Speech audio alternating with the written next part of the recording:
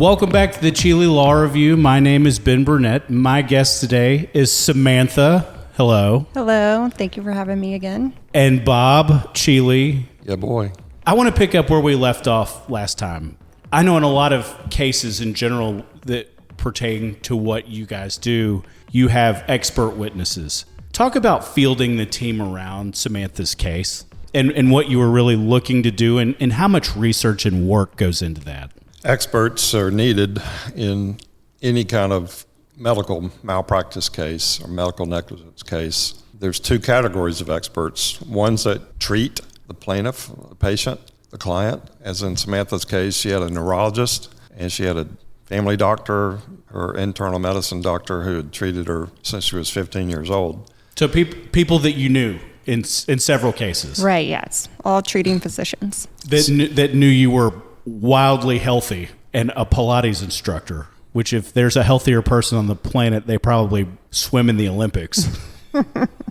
Right. So she had some really outstanding treating physicians. So that's one category of experts that you can choose from. The other is when you have to go out and hire an expert. The medical defense lawyers, they hate it when you've got treating physicians who are willing to testify that there was a breach of the standard of care and that there was causation.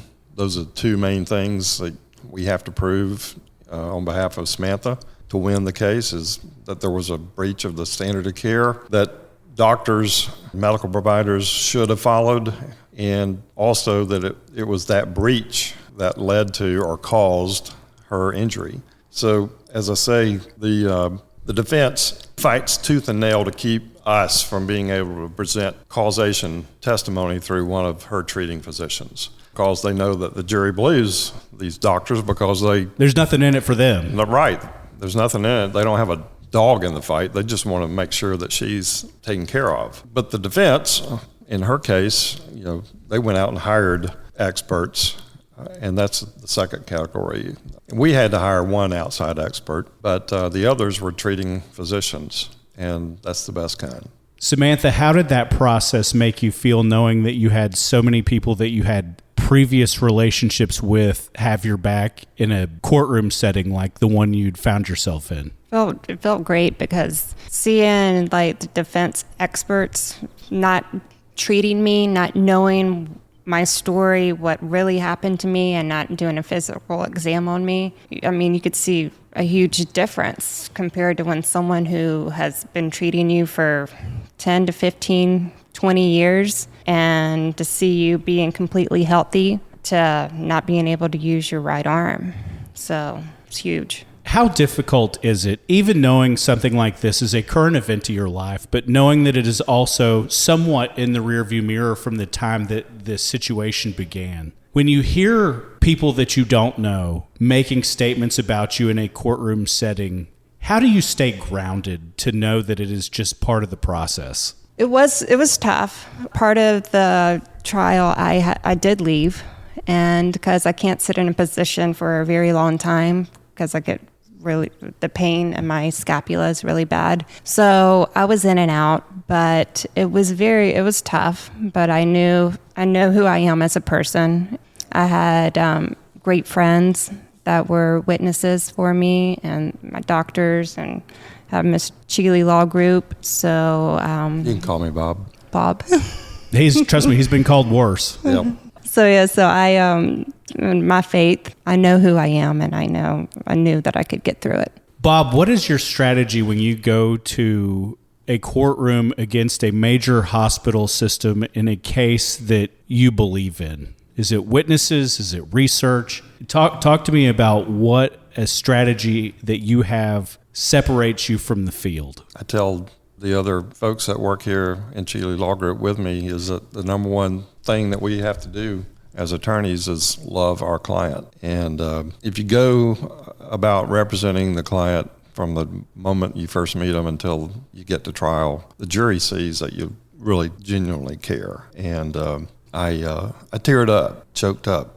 a couple of times during that trial recently in front of the jury Once was when I had Samantha on the stand, and then another time in closing argument. And they know that it's not just another case or another client when they see the raw emotions kind of coming through. I start off by loving my clients and wanting the best for them.